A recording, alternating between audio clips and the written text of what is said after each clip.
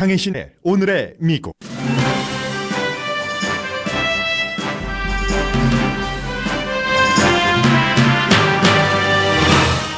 미국과 중국의 수출품 관세 초긴장은 트럼프 대통령의 임기 중 최대 위기입니다. 제대로 시행되지 않았는데도 이미 미국 콩값은 크게 내려갔습니다. 브라질이 웃고 있습니다.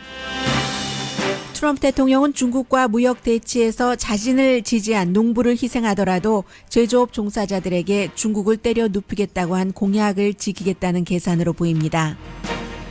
그러나 미국과 중국이 진짜 무역 전쟁을 하면 두 나라는 물론 한국 등 세계 모든 나라 사람들에게 나쁜 경제 환경이 됩니다.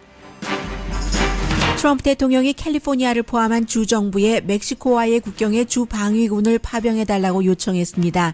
문제는 누가 돈을 대느냐인데 주 정부가 부담할 가능성이 높아 보입니다.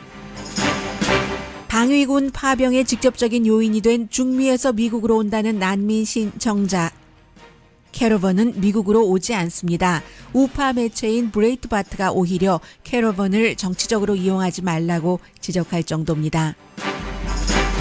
팍스뉴스 터줏대감 진행자들이 대통령의 아마존 공격을 걱정하기 시작했습니다. 미국에서 대통령이 기업을 비판하는 것은 일종의 전통이지만 문제는 의도입니다. 이번 공격은 반독점법에 관한 게 아니고 공격 내용도 사실이 아닙니다. 비행기 티켓과 콘도 렌트, 직원 연봉 편법 인상 등의 스캔들이 있는 환경청 장관을 대통령은 여전히 지지한다고 밝혔습니다. 환경청 장관이 팍스와 인터뷰에서 좌파가 자신을 끌어내리려고 한다면서 약 6만 달러 인상을 한 자신의 스텝의 연봉 인상도 어제서야 알았다고 말했습니다. 세계 인공지능 전문가 50명이 카이스트의 살인 로봇 개발을 중단하라는 보이콧 편지를 보냈습니다. 여러분 안녕하십니까? 오늘의 미국 강혜신입니다. 네, 지금 국토안보부 장관은 캘리포니아주, 텍사스, 애리조나 이렇게 멕시코와 국경을 맺고 있는 주 정부의 주 방위군 배치에 대해서 얘기를 하고 있고, 그리고 이제 그보다 더 중요한 세계의 공통적인 이슈는 미국과 중국이 관세 보복 관세 부과를 한다고 품목까지 다 발표하고 나서도 무역 전쟁 아니라고 하고요. 그런데 또 오늘 아침에 그 중국의 국영 방송이라든가 신화 뉴스 같은 것을 보면은 무역 전쟁에서 미국이 진다. 이렇게 자신 있게 얘기도 하고요.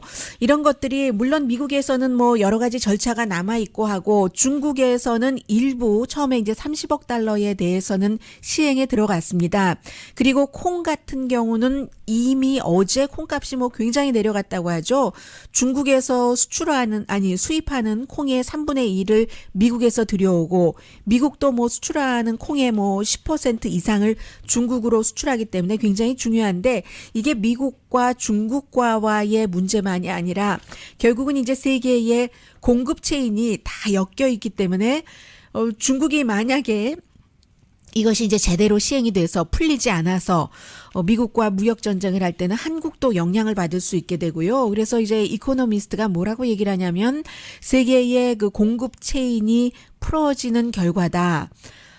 그래서 일본이나 한국, 대만, 말레이시아, 싱가포르, 칠레, 사우스 아프리카, 태국, 필리핀, 일본까지도 만약에 예를 들어서 중국 수출 상품의 30%가 미국으로 오거든요. 그런데 이제 미국이 1,000몇 가지의 그 종목을 다 이렇게 얘기를 하면서 거기에 25% 관세를 붙인다고 했으니까 그 관세 부침을 감수하고 자존심도 상해가면서 지금 새롭게 나간다는 시진핑 주석이 그것을 할 리가 없고 그러면 이제 미국에 전혀 안 할 수는 없고 계약도 있고 하니까요. 그래서 한다 하고 만약에 미국으로 수출하는 상품 30% 가운데서 이제 10%만 다른 곳으로 돌리더라도 그러면 이제 주변에 좀 가까운 데로 돌아갈 것 아니겠어요? 앞서 말씀드린 그런 국가들이요. 그럼 그런 국가들의 같은 중국 제품과 같은 그 상품을 수출했던 다른 나라들이 영향을 받게 된다는 거죠. 한국을 포함해서. 당연히 중국 상품이 다른 나라 상품보다 그 쌀 테고요. 그런 관계뿐만이 아니라 이 관세라는 것이 투자처를 그 바꾸는 그런 영향도 있기 때문에 예전에 그 미국에서 로널드 레이건 대통령이 일본의 그 지금과 좀 비슷한 그런 거예요. 미국 자동차 많이 받아라. 뭐 이 같은 그 압력을 넣고 일본 자동차를 미국에 들여오는 것 여기에 대해서도 뭐 어떠한 압력을 넣고 했었을 때 그게 이제 1981년도였는데 그때 로널드 레이건 대통령이 의도했었던 것과는 전혀 다른 결과가 나와 버렸습니다. 일본이 그때 이제 그 태국 그 타이에 투자를 늘린 거죠. 그 당시만 하더라도 1981년도였으니까 태국이 뭐 자동차 산업 같은 게 뭐가 제대로 됐겠어요? 그런데 이제 그쪽으로 그 투자를 하고 하니까 이게 이제 그 반대로 그 플러스가 되는 국가들도 있는 것이고 그래서 미국과 중국은 세계 넘버 1, 2 경제 대국이기 때문에 이 정도로 중국도 뭐 미국 상품 크게 뭐 106가지더군요. 어제 보니까. 그런데 미국은 왜 1000몇 배까지나 되느냐. 중국에서 미국으로 들어오는 그 같은 그 상품은 굉장히 소비재가 많잖아요.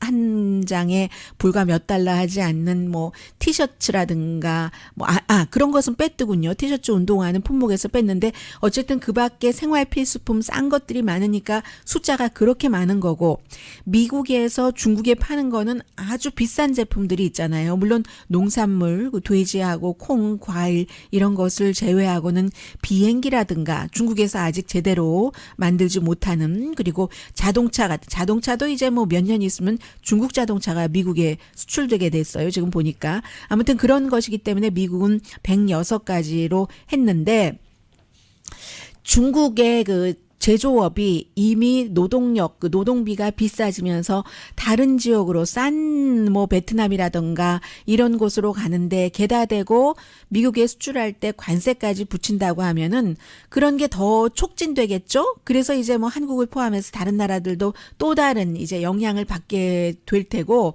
브라질 같은 나라로 뭐 그 생산지를 옮기는 이 뭐 미국과 그 중국의 관세 전쟁이 시작이 되면은 그런 경우가 생기니까 브라질은 무척 그 해피하겠죠. 엑스트라 비즈니스 픽업이 되기 때문에 그래서 무역 전쟁은 결국 그 세계 그 두 나라의 큰 그 전쟁으로 두 나라에만 손실을 주는 것이 아니라 세계 경제가 손상되게 되고 그리고 막 엉키게 되잖아요. 다른 것에 집중하고 딱 잘 나가는 자신들의 그 스페셜티를 강조해야지 되는데 지금 머리와 마음과 손과 뭐 발을 다 써야지 되는데 막 이렇게 막 전쟁하는 것에 쓰다 보면 세계 경제가 좀 손해를 볼 테고 세계 경제가 손해를 보면은 전반적으로 모든 사람들이 영향을 그 입게 된다는 거죠.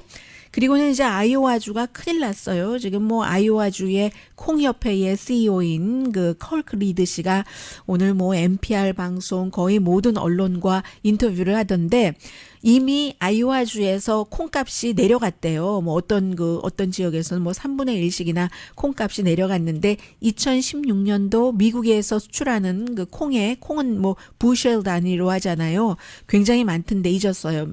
몇 개인진 12%를 중국에 수출을 하는데 관세 전쟁이 시작이 되면 예전에 그 유럽에서 하도 이런 것을 많이 해봤기 때문에 다른 나라에서도 이미 다 연구를 했고 미국에서도 뭐 중국에서도 연구를 했다는 겁니다.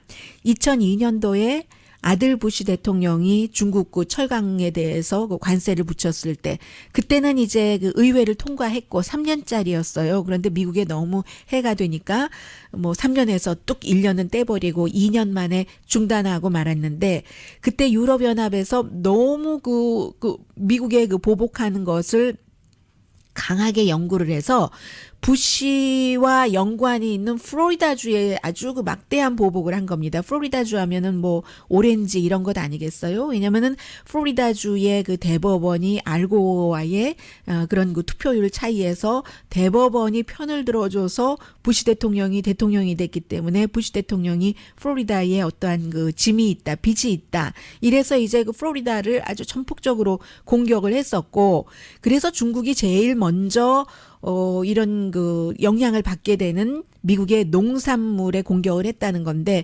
아이오와주를 포함해서 미국의 이제 중서부주가 거의 뭐 10개 주 가운데서 8개 주가 트럼프 대통령에게 투표를 했기 때문에 트럼프 대통령의 표밭에서 트럼프 대통령에게 투표를 한 농업인들이 지금 내가 이렇게 하라고 대통령을 뽑은 게 아닌데 하는 소리를 벌써 하고 있어요. 그러면 왜 대통령이 이랬는가? 그 부분에 대해서는 이 그 농업인들도 대통령을 지지했지만 제조업에는 중국이 미국의 일자리도 뺏어가고 물건도 싸게 해서 미국 근로자들을 힘들게 한다고 중국을 때려 눕히겠다고 얼마나 많이 공약을 했어요. 숫자로 보면은 이 농업에 종사하는 사람보다는 제조업에 종사하는 사람들이 훨씬 더 많고, 그래서 이제 그 농업에 이렇게 농업인들에게 더 해를 준다. 오늘 아침에 그 아이오와주에서 발행되는 드모인 레지스터에 보면은 대통령에 대해서 불만을 내는 그런 목소리들이 지금 많이 그 나왔고요. 그리고 또 농업에 대해서는 미국에서 그 농부들이 굉장히 잘 살잖아요. 정부의 기본적인 보조가 있기 때문에 지난주에도 지금 농무 장관이 그 소니 펄듀 농무 장관이 조지아에서 올해 주지사를 했기 때문에 농업에 대해서 전문가잖아요. 그 농무 장관이 얘기하기를 대통령이 그 여러분들이 피해를 입도록 가만히 두고만 보지는 않을 겁니다. 그러니까 아마 어쩌면 트럼프 대통령 마음속에는 어떤 그 하한 가격 보호라고 할까요? 이런 법이 있기 때문에 거기에 대해서는 그만큼은 그래도 농부를 좀 보조를 해주지 않을까. 그렇다 하더라도 뭐 보조금 받고 미니멈으로 장사하는 게 낫겠어요? 아니면 이득 많이 붙여서 부자가 되는 게 낫겠어요? 그래서 지금 미국 농부들이 중국 마켓에 콩 수출이 잘 된다고 해서 콩으로 예전에 옥수수하고 밀 기르다가 돌렸는데 다시 지금 뭐 다른 품목으로 돌아가야지 되는가 보다. 이런 생각도 하고 있고요. 그러니까 이제 그 대통령의 급작스러운 그 급커브를 한다던가 예정이나 예상에 없이 뭔가를 발표하고 변화시키고 할 때 이렇게 농업인들도 미래를 예측을 하지 못하는 거예요. 물건을 뭐 하루에 풀빵을 만들어서 뭐 5분 동안에 만들어서 5분 안에 소비하는 것이 아니고 이 농업 경작지라는 것은 다 뭐 밭도 갈고 또 휴경지 1년 쉬게 하고 뭐 하고 하는 이런 것들이 있는데 이게 참 그 불안정하다는 그게 아주 급작스럽고 모험을 택해서 좋은 것도 많지만 지금 농업인들에게는 그런 피해가 되고 있고요. 그래서 설령 그 중국과 무역 전쟁을 치르지 않더라도 농업은 이미 피해를 받고 있습니다. 농업 지역에서 민주당 후보들을 도와줘. 이 블룸버그 뉴스가 오늘 아침에 그렇게 보도를 했습니다. 콩 생산지 10개 주에서 8군데에서 이제 트럼프 대통령이 이겼는데 이런 주들에서 11월 달에 그 상원 의원 선거도 있고 주지사 선거도 있습니다. 뭐 미주리, 인디아나, 노스다코타. 주지사 선거는 뭐 미시건, 아이오와 뭐 오하이오 이런 데거든요. 오하이오는 좀 좋아하겠네요. 철강 생산 그 관세 붙인다고 하니까. 그래서 이제 그 굉장히 지금 중국에 관한 관세가 결국은 이제 11월 선거까지 영향을 미칠 수도 있다는 것이고요. 지금까지 트럼프 대통령이 이제 1년 몇 개월 그 대통령으로서 일하면서 가장 위험한 현상이 지금 중국과 무역 전쟁을 치르느냐 마느냐 이 점이라고 세계의 그 정치 위기 컨설팅 회사로서 굉장히 유명하죠. 1998년부터 만들었던 유라시아 그룹. 저도 오늘의 미국에서 자주 인용을 해서 보도를 해드리는데 그 유라시아 그룹을 만든 그 이안 그 브레머 씨가 4월 24일 날 그 책을 내는데 그 책이 미국 대 그들 US 대 them입니다. 그래서 이제 이 책의 일부에서 본인이 그런 얘기도 썼다고 오늘 뭐 여러 인터뷰에서 얘기를 하고 있는데 대통령이 팍스 TV를 보면서 자신의 그 의견을 이렇게 정립을 하고 그리고 요즘은 그 친구들을 백악관에 많이 초대를 한대요. 그래서 정책 같은 것을 저녁을 먹으면서 얘기를 하는데 이 친구들은 오래된 친구들이기 때문에 너 정말 잘하고 있어. 이런 거 너무 속 시원했어. 막 이렇게 얘기를 하는가 하면 아니면 음모이론 같은 것을 또 대통령에게 은근슬쩍 본인들의 이해관계에 따라서 주입시키기도 하기 때문에 그런 것들이 이제 굉장히 위험하다는 거죠. 지금까지는 그래도 그 트럼프 대통령이 이제 장점이 있잖아요. 모험을 택하고 그나마 정책 전문가들의 말을 어느 정도 듣고 또 백악관의 비서실장도 이제는 뭐 없어져도 된다고 하지만 뭐 비서실장이 대통령을 만나는 사람, 말하는 사람을 잘 조절을 했기 때문에 좋은 정책들도 나왔다고 얘기를 합니다. 특히 외교적인 문제에 있어서는 한국과 그 첫 번째 중요한 그 무역 협상 딜이었었죠. 그게 성공됐다고 보고 두 번째 북한을 압박해서 또 그로 인해서 중국도 조인을 하게 됐고 북한 핵 이슈에 있어서 중국 없이는 이게 될 수가 없는 문제니까요. 시리아도 공격을 해서 어느 정도 뭔가를 뭐 ISIS도 내쫓고 바사르 알 아사드 정권도 조금 그 주춤하게 하고 이런 좋은 일들을 했는데 지금은 정책 전문가들도 다 내치고 주변에 이제 아첨꾼들만 많이 그 들어가고 하면은 위험해진다는 지적을 지금 유라시아 그룹의 파운더가 하고 있습니다. 그러니까 사람이 무엇을 먹고 누구를 만나느냐가 이제 그 사람의 지금을 볼 수 있고 나중에 그 사람이 일을 할 때 영향을 미치는 것처럼 대통령이 지금 그 박스 TV만 보고 친한 친구들과 다 그 사업하는 사람들이잖아요. 그 사람들이 그런 사람들의 얘기만 그 듣는다는 것이 상당히 중요하다 해서 중국과의 무역 전쟁이 아직 뭐 의회의 뭐 비준이라든가 여러 가지 그 절차가 남아 있기 때문에 이것도 결국은 트럼프 대통령이 조금 본인의 그 gut feeling 본능보다는 전형적인 전통적인 그 룰에 따라서 해 나가야 된다 이런 얘기들이 많이 들립니다.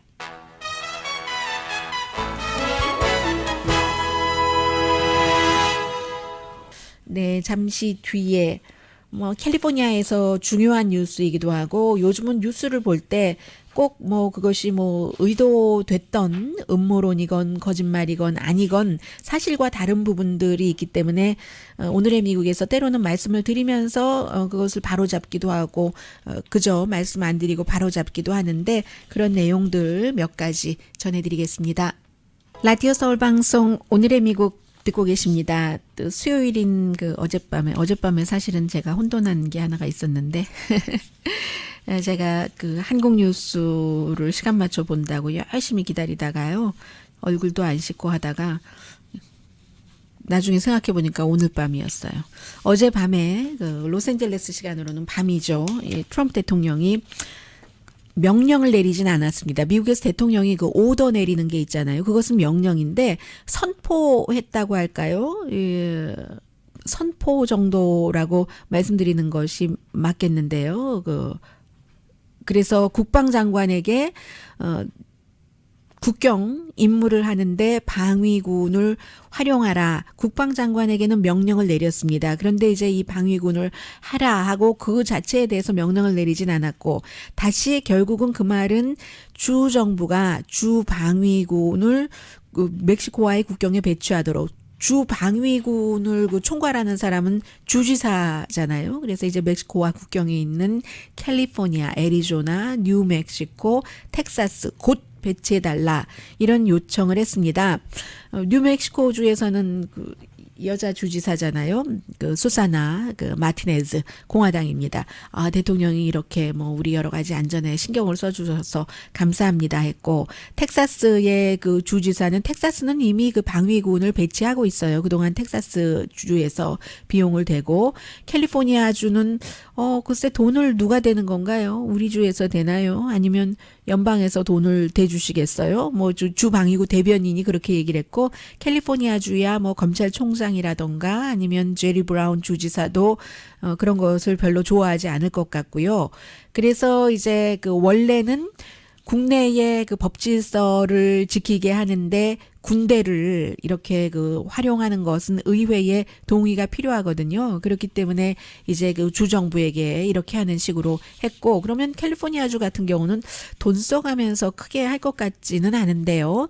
어쨌든 2006년도에 그 아놀드 슈와츠네거가 주지사였었을 때 그때도 그 버락 오바마 대통령 때는 224명이었고 그 조지 부시 대통령 때는 그때는 조지 부시였네요. 2006년도 그때도 1000명의 방위군을 보강을 했는데 오늘 아침 샌프란시스코 크로니클 보니까 좀 미적미적 거렸대요. 그러다가 돈을 누가 대느냐 하다가 근데 누가 됐다는 얘기가 없어요. 아마 그 당시에는 연방에서 되지 않았을까요? 아니면 공화당이기 때문에 아놀드 슈와츠네거 주지사가 주에서 됐는지도 모르겠습니다만은 어쨌든 그래서 미적미적하다가 늦게 했다. 더군다나 지금은 그 캘리포니아주가 주지사가 민주당이고 더군다나 이제 생츄어리 주법이라는 게 있어서 여러 가지 그 주정부가 서류미 위자를 급히 추방하려고 하는데도 협조하지 않는데 쉽게 할 것 같지는 않은데요. 지금은 55명의 방위군이 어떤 마약 같은 거 들어오는 거 이것을 막는 임무는 순찰대와 함께 하고 있습니다. 그런데 이 내용이 왜 갑자기 나왔느냐가 캐리번이라는 한국 언론에서는 아마 이 내용을 많이 다루지는 않을 것 같아요. 그래서 혹시 그 오늘의 미국을 뭐 미국에서나 한국에서 들으시는 분들 가운데서도 그다지 많이 듣지는 못하실 수가 있는데 왜냐하면 한국과 관련이 없는 것은 한국 언론에서 번역을 할 때 잘 안 하잖아요. 미국에서는 굉장히 지금 뭐 첨예한 대립을 하고 있는 건데 저는 조금 인상적이었던 게 브레이트바트 하면은 그야말로 뭐 말 그대로 극우죠. 그리고 브레이트바트도 다른 그 인터넷 매체와 마찬가지로 음모론 같은 것을 굉장히 많이 쓰고 그리고 나중에 아니면 말고 할 때는 열심히 해요. 보도라고 말씀드리기도 뭐하고 아무튼 전합니다. 열심히 전하는데 그러다가 그게 사실과 다른 게 드러나면 그냥 싹 빼고 아무 설명도 없고 그런 것을 이제 음모론을 그 취급하는 매체에서 많이 하는데 브레이트바트가 인상적이었다고 말씀드린 건 오히려 그 캐리반이라는 것은 버즈피드라는 또 버즈피드는 가장 미국에서 좌측에 있기 때문에 버즈피드도 틀린 그 보도를 많이 합니다.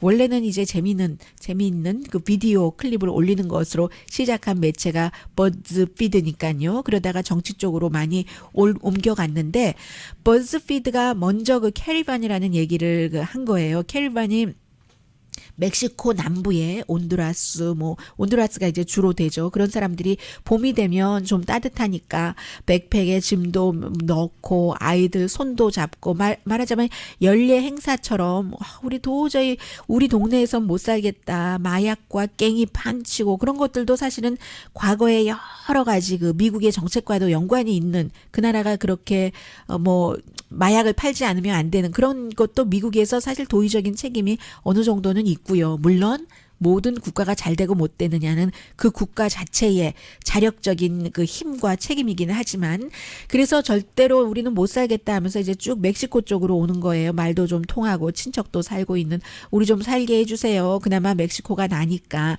이런 행렬이 그 캐리반 행렬이라고 해서 그 푸에블로 신 그 프론테라스라는 그룹이 Peoples Without Borders 국경 없는 사람들이라는 이곳이 만들어서 매년 이제 멕시코에서 난민 신청도 하고 그런데 이제 그 가운데서 올해는 뭐 한 100명 미만이 이 기구의 말에 따르면 미국에 와서 미국 국경 쪽에서도 미국으로 오겠다고 난민 신청을 뭐 하겠다는 사람이 100명 미만이 있다고는 했어요. 그런데 이제 버즈피드가 제일 처음에 이렇게 보도를 하니까 팍스가 그것을 받아서 그 1200명 정도의 사람들이 다 미국 국경으로 몰려와서 미국 국경을 차고 들어올 것처럼 이렇게 보도를 한 겁니다. 그러니까 트럼프 대통령이 그런 캐리반 절대로 안 돼. 방위군을 배치할 거야. 군대를 보낼 거야. 거기에. 이렇게 돼버린 거거든요.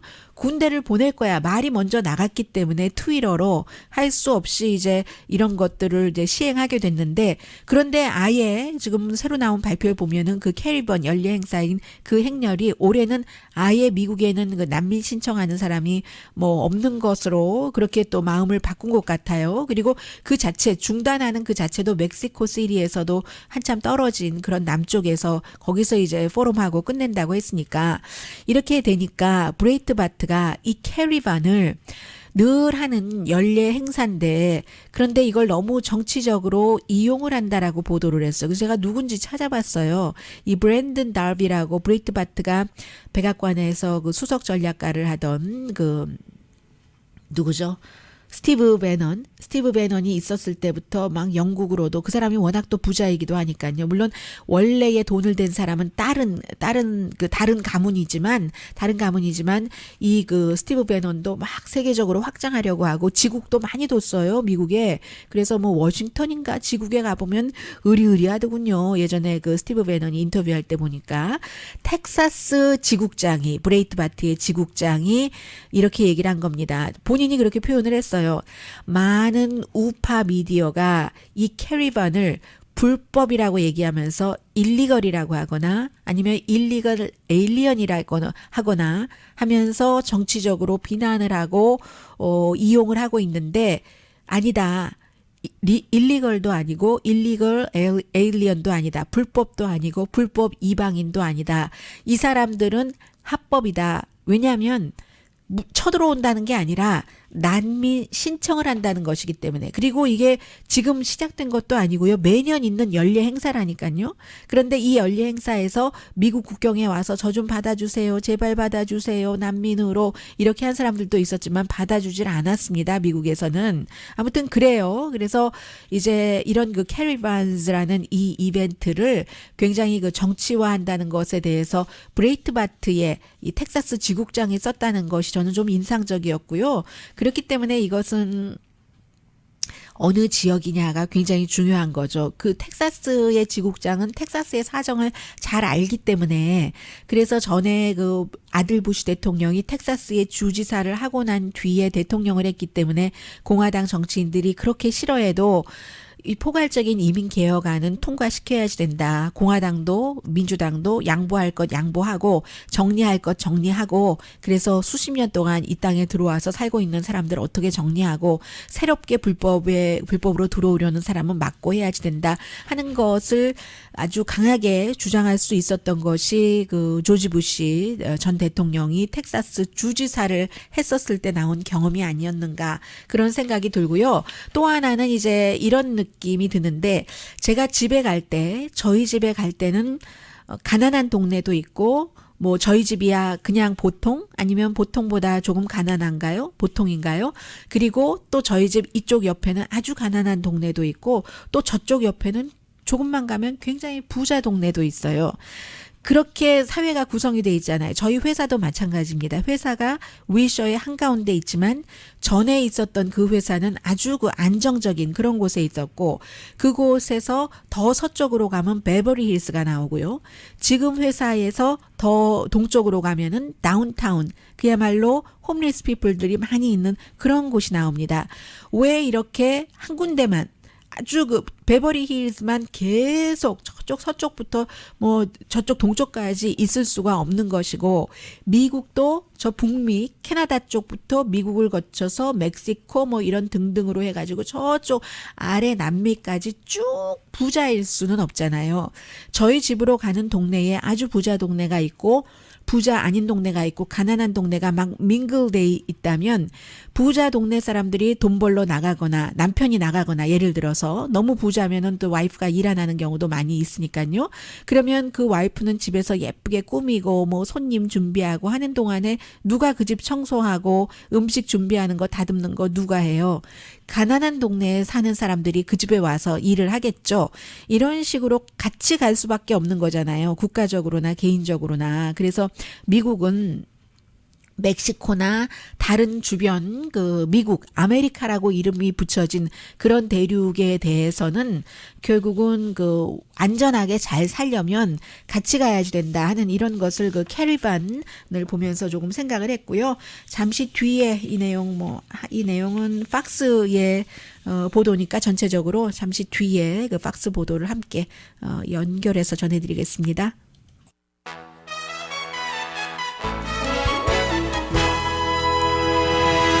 라디오 서울 방송 오늘의 미국 듣고 계십니다. 네, 미국에서 지금 이제 그 트럼프 행정부의 뭐 백악관 사람도 그렇고 장관들도 그렇고 뭔가를 좀 홍보해야지 되겠다. 아니면 수습해야지 되겠다 할 때는 항상 그 팍스 뉴스에 출연을 합니다.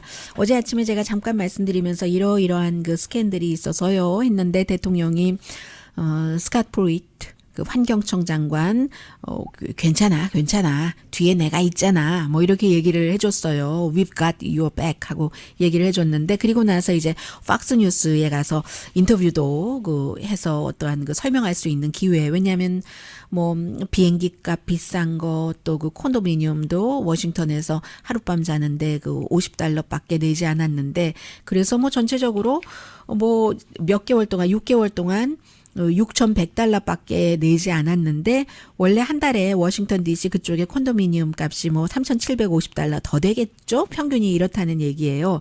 그렇게 되니까 이것도 지금 윤리 위반에 걸린다고도 하고 어제 아침까지는 법 위반인가 아닌가 모르겠다 했는데 아마 위반인 것 같아요. 그리고 이제 더군다나 이제 직원 봉급 2명 오클라호마에서 검찰총장 할 때부터 함께 일을 했었던 2명의 여성 직원들의 봉급을 한 사람은 뭐 거의 $60,000, 또 다른 사람은 거의 $30,000를 편법으로 백악관에 올려달라고 하니까 백악관이 노했어요. 그러니까 편법으로 올려줬습니다.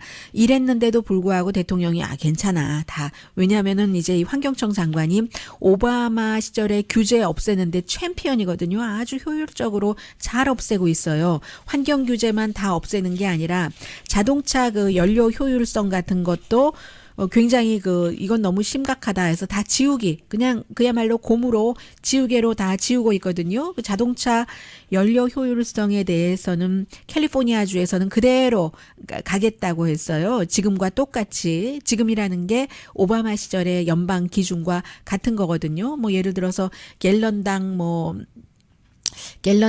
그 2025년까지 36마일로 하겠다고 했었던 것으로 기억이 되는데요. 그런데 그거 너무 심하다 하니까 일단 자동차 업계에서는 좋아하죠. 이런 것들이 이제 다 환경청 장관이 하는 겁니다.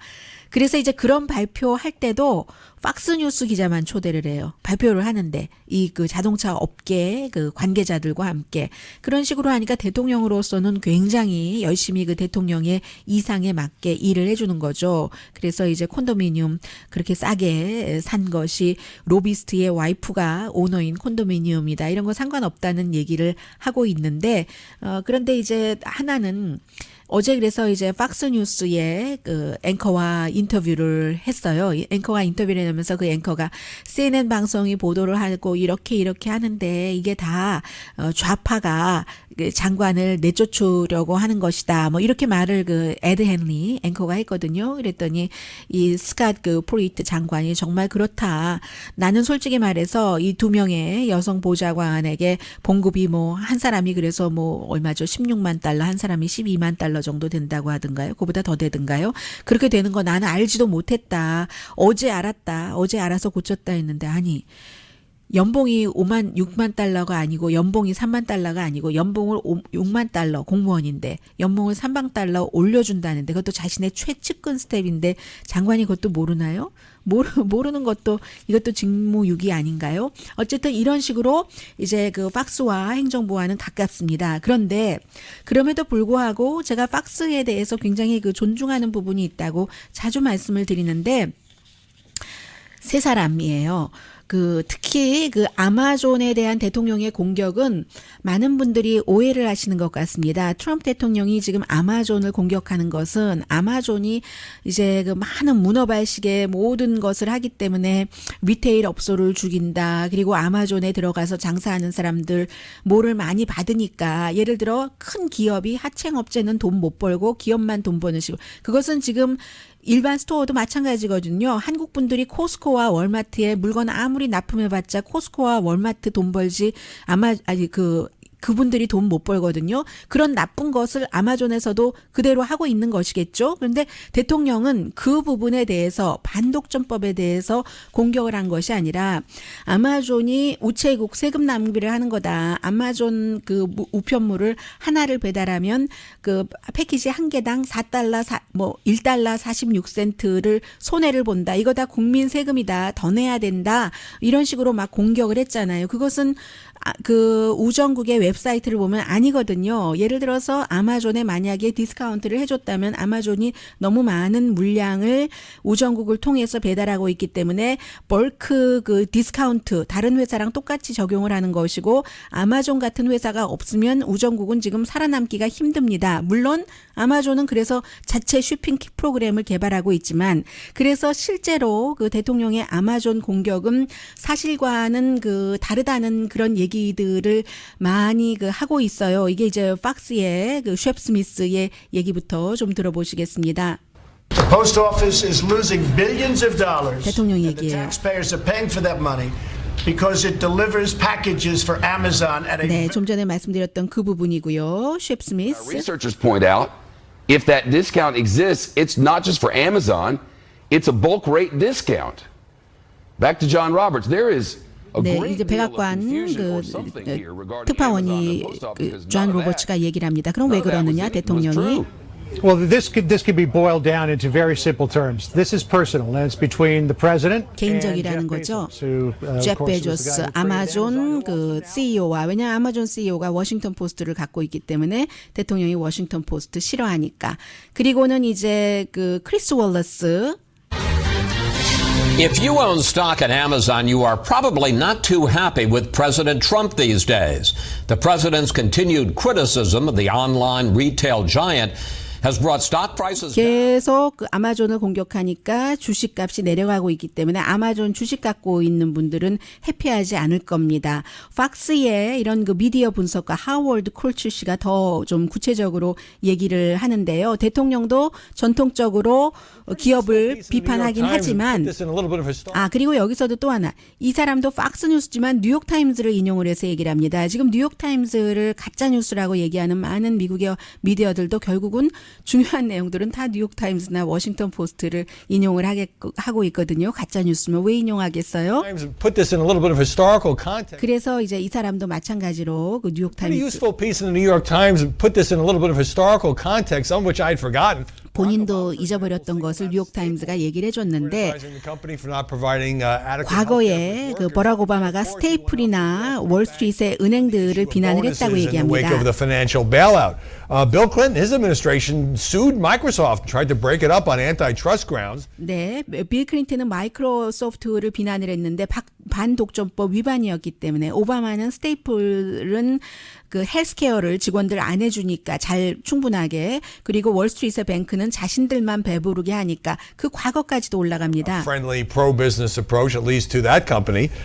Jack Kennedy, this very famous quote that became public, got locked in a battle with steel 네, executives. 요즘에 얘기 많이 되고 있는 거죠. 존 F 케네디는 그 당시 강철 회사들을 많이 비난했는데 가격을 너무 올리니까 그래서 대통령들이 이 같은 것을 하는 것은 앞에 말씀드린 그런 이유인데 트럼프 대통령의 접근은 부동산이나 개발업자를 통해서 개발업계에서 뉴욕에서 자라온 대로 그런 식으로 하는데 이건 다르다는 그 얘기인 겁니다. 대통령이 개인적인 감정으로 이 사람이 얘기를 하거든요. 계속 그 제프 베조스에 대한 개인적인 감정으로 우정국에서 아마존 물건을 배달할 때마다 마이너스가 아니라 오히려 플러스인데 마이너스라고 하면서 주식값을 그 내리는 것은 이것은 옳지 않다.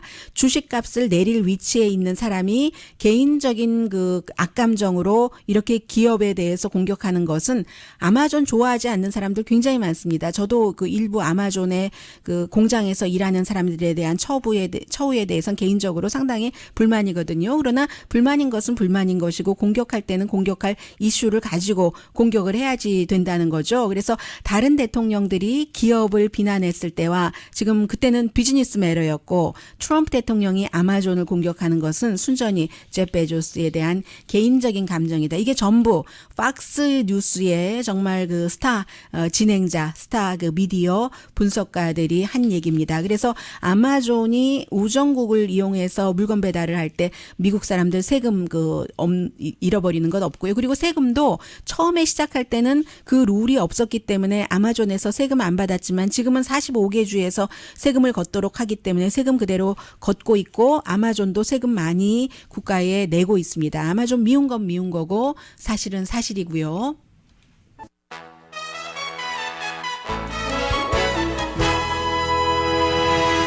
라디오 서울 방송 오늘의 미국 듣고 계십니다. 오늘 미국의 모든 방송이 보도를 하고 있는데요. 살인 로봇, 킬러 로봇을 개발한다.